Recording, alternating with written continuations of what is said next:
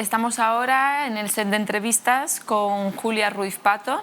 Ella es supervisora del Servicio de Oncohematología y Trasplante del Hospital Infantil Universitario Niño Jesús. Hola, Julia.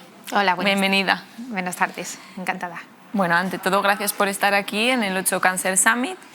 Y me gustaría empezar la entrevista abordando la dimensión tan emocional que tiene trabajar en el ámbito de la oncología pediátrica, ¿no? Y preguntarte, desde tu experiencia, cómo se gestiona esa circunstancia en el día a día de un servicio como el vuestro. Bueno, primero agradeceros la invitación para compartir este día aquí con vosotros y esta entrevista. La parte emocional pues, es una parte fundamental en el cáncer infantil. Tenemos que atender, cuando nosotros hablamos de cuando ingresan los pacientes en oncología pediátrica, ingresan los pacientes, ingresan las familias, el niño, la niña, el adolescente, junto con las familias, con el cuidador principal. Entonces, esto cuando te diagnostican un cáncer infantil, por supuesto es pues un parón tremendo porque es un proceso pues muy complejo, te llega mucha información de repente, ¿no? Entonces realmente es un impacto emocional en el niño, en la familia. ¿Qué tenemos que hacer? Pues desde las enfermeras, que estamos 24/7 al lado del paciente, pues sí que damos ese soporte emocional. Estamos en los momentos que tratando de aclarar un poco las dudas que le surge al padre o a la madre cuando surge el turno de la tarde, cuando surge el turno de la noche, que realmente ¿no? es cuando ellos están un poco más calmados y entonces es cuando de repente quieren preguntarte cosas, ¿no? Y a lo mejor pues no está todos los profesionales a disposición, pero claro, la enfermera está allí para dar un poco ese soporte, reforzar esa información y dar ese soporte emocional en ese momento tan importante que no son capaces de asumir toda esta información y también lo que es el diagnóstico tan duro de un cáncer que se recibe en este momento. Sí, es una labor de acompañamiento, ¿no? Que va un poco de la mano de la humanización. Se habla mucho últimamente de la humanización de los hospitales y me gustaría preguntarte qué significa esto en la práctica cuando el paciente es un niño. Pues sí, realmente ahora hablamos mucho de humanización, la humanización, el cuidado centrado en el paciente, en las familias. Es importantísimo tener esto siempre en nuestras mentes, ¿no? ¿Qué cosas han cambiado a lo largo de estos años? Pues ha habido muchas. Hay varias patas, ¿no? Una de las patas importantes son las estructuras en los hospitales, que gracias un poco a muchas asociaciones han traído un aspecto mucho más amable de los hospitales, donde realmente el niño al entrar o el adolescente casi no parece a veces un hospital, ¿no? Por ejemplo, en el Hospital Niño Jesús se ha traído como el retiro dentro del hospital gracias pues, a la Asociación Juegaterapia, gracias a la DINA, o sea, ha habido mucho cambio en las estructuras, con lo cual es una estructura muy amable que el niño no lo percibe como algo agresivo cuando entra al hospital, ¿no? Eso lo que nos referimos a las estructuras, ¿no? Con respecto a lo que es en el trato de tratar de normalizar la vida diaria del niño cuando está ingresado o el adolescente, también hay una serie de actividades que hacemos. Por ejemplo, hay un colegio en el cual ellos tratan de no... hay profesores, hay un director de colegio incluso dentro de muchos de los hospitales en los cuales pues, ellos van atendiendo a sus clases normales como cualquier otro niño normal que está yendo al colegio, ¿no? Entran a las habitaciones y si no es posible que los niños salgan al aula que tenemos en los distintos espacios y eso es una de las partes. Y tratar de normalizar. Hay ejercicio físico, programas de ejercicios físicos que son como un soporte fundamental en el cuidado de soporte que necesita el paciente, al igual que estamos poniendo medicamentos, estamos tratando de cuidar la nutrición, pues otro aspecto muy importante es cuidar, ¿no? el ejercicio. ¿Qué humanizamos? En los hospitales de día, por ejemplo, cuando vienen los pacientes pues a una consulta, a una analítica, buscamos los espacios y tratamos de aprovechar esos huecos que tienen para, por ejemplo, venga, pues ahora bájate al gimnasio a hacer ejercicio con los entrenadores físicos que vienen a buscarles, se les llevan un rato antes de pasar a la consulta, ¿no? Entonces siempre estamos como aprovechando los momentos para dar esas otras partes de humanización que podemos aportar, ¿no?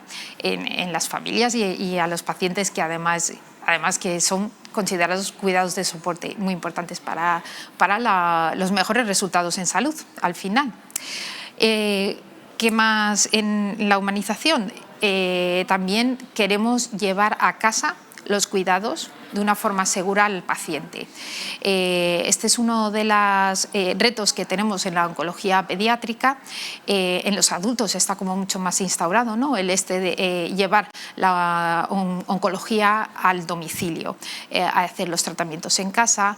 Y bueno, esto yo creo que poco a poco tenemos que también irlo integrando, ¿no? Desde poner quimioterapia en casa, poner antibióticos en casa, y esto desde el Hospital del Niño Jesús sí que es un proyecto que vamos a iniciar el 1 de junio, en el cual pues vamos a poder dar este soporte a las familias, donde esto lo que va a ayudar es a la conciliación familiar, a la conciliación laboral, y esto es fundamental porque los hermanos, que son los grandes olvidados, si forman parte, ¿no?, de este cuidado dentro del domicilio, pues las ventajas son muchísimas, ¿no? Siempre partiendo desde luego con la seguridad del paciente, que eso es lo que siempre vamos a poner por delante. Estamos hablando de la atención oncológica en niños. ¿Hay alguna diferencia entre la atención oncológica que se presta a los niños con respecto a la que se ha de prestar o se presta a los adolescentes? Adaptamos siempre muchas cosas, ¿no? Porque desde primero la información. Cómo damos la información a un paciente, a un niño, a cómo damos la información a un adolescente, tenemos que adaptar el lenguaje a su conocimiento, ¿no? Y siempre intentamos utilizar, aún así, conceptos y palabras adecuadas. Es decir, no vamos a decir tienes un bichito, por ejemplo, ¿no?, sino que vamos a hablar, pues oye, tienes una célula que no está funcionando bien y por eso te tenemos que poner este tratamiento. Es como muy importante ajustarnos ¿no?, a las realidades un poco de lo que estamos haciendo. Al igual que también tratamos de explicar siempre qué pruebas se le van a hacer, si se le va a canalizar una vía, si se le va a pinchar el reservorio, el portacat. O sea, siempre les tratamos de explicar absolutamente todo con el lenguaje adaptado y que ellos puedan entender qué es lo que vamos a hacer en cada momento, ¿no? No mentimos a los niños ni nada de eso.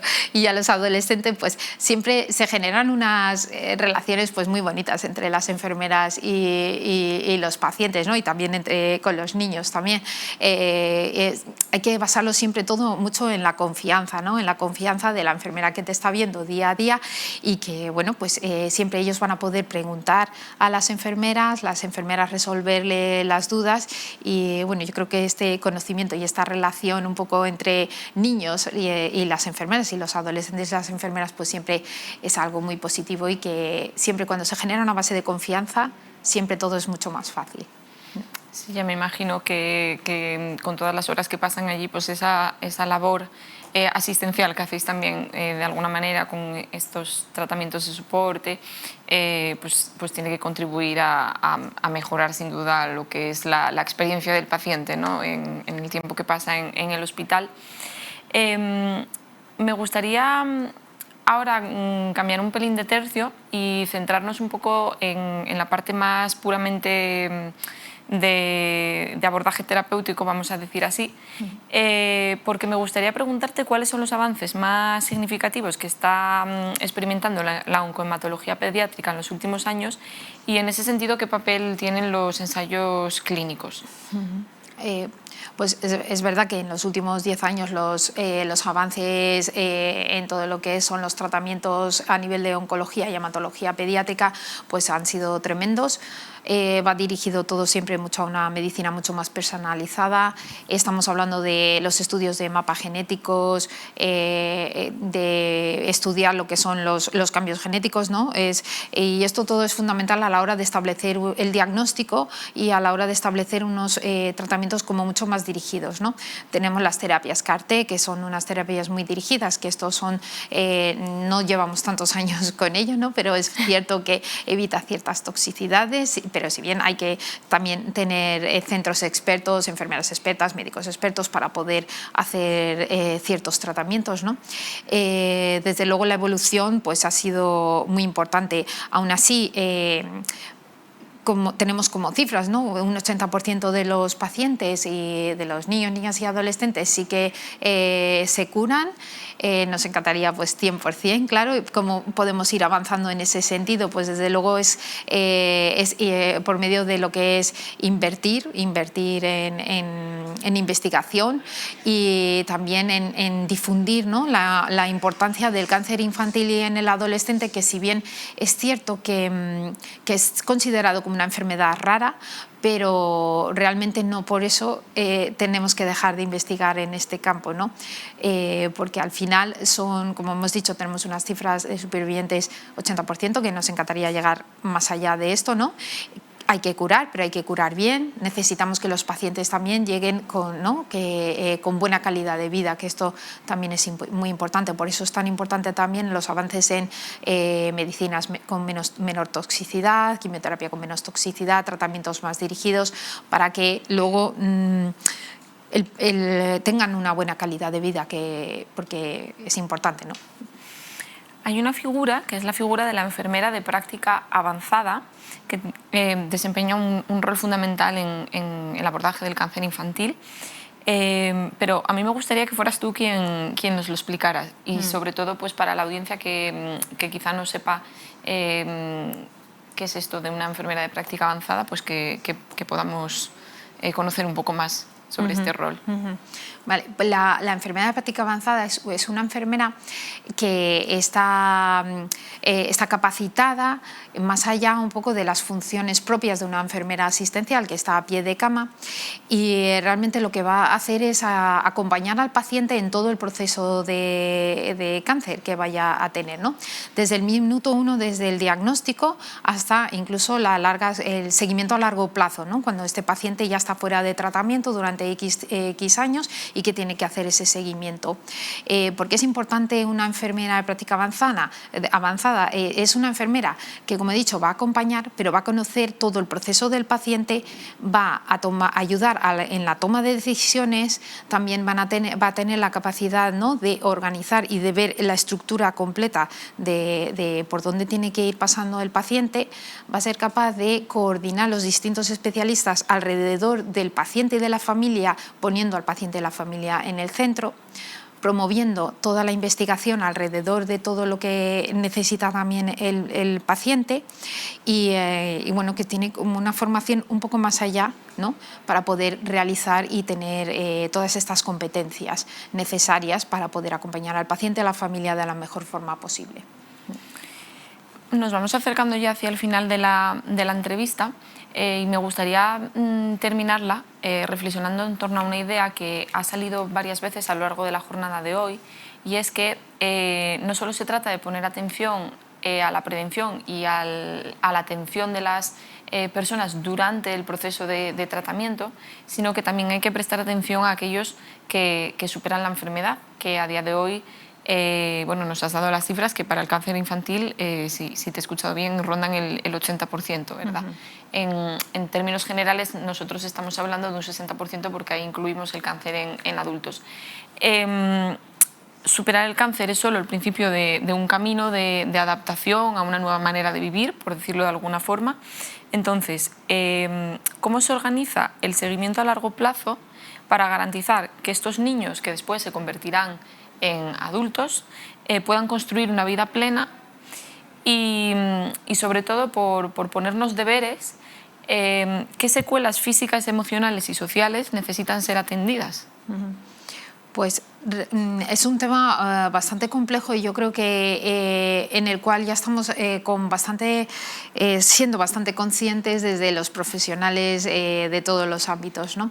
Y desde incluso pues, ¿no? desde las estrategias que están marcando un poco desde el Sistema Nacional de Salud, porque hay ya programas individualizados de seguimiento que se han establecido desde el 2025 en el cáncer infantil, y lo que pasa es que hace falta implementarlo.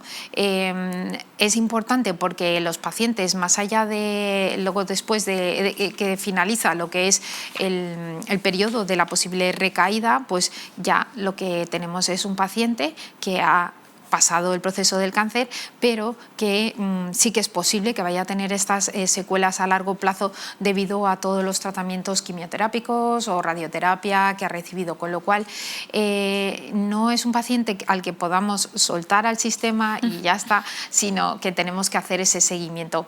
Hay que crear unidades de seguimiento a largo plazo en los distintos hospitales, crear los circuitos con atención primaria para que no perdamos el seguimiento de los pacientes, porque al final lo que es más importante en ellos es que podamos detectar esas secuelas lo más tempranamente posible, poderlas prevenir, adelantarnos a eso, qué secuelas podemos tener, y dependiendo de la edad, es que hay muchas secuelas o puede aparecer alguna o ninguna, pero hay problemas que además son de un peso bastante importante, por ejemplo la fertilidad en el caso de los pacientes, ¿no? Que pues marcan ya la posibilidad de que pueda ser padre o madre o no en el futuro, ¿no? Temas neurocognitivos, con lo cual necesitas un soporte luego quizás pues tanto a nivel escolar o un soporte psicosocial también para poder integrarte otra vez en el trabajo, en el caso de los pacientes más mayores, o de psicológicos, porque realmente no, pues cómo abordas ya tu vida, ¿no? A partir de ahí, pues si a lo mejor hay mayores niveles de ansiedad o no, ¿no? Entonces todo esto son aspectos integrales que tenemos que tener en cuenta en el paciente, y sí que hay que tratar de crear estas unidades para que podamos seguir al paciente y ofrecerle el tener la mejor calidad de vida posible. Bueno, pues muchas gracias, Julia. Yo creo que el primer paso siempre para avanzar es detectar cuáles son las necesidades y cuáles son los retos que tenemos ante nosotros. Parece que están identificados, así que esperemos que en los próximos años, y cuanto antes mejor, podamos, como dices, ir pudiendo implementar todas esas posibilidades que nos van a facilitar pues, acompañar mejor al paciente después de que llega a la vida adulta, tras superar un cáncer en etapa infantil.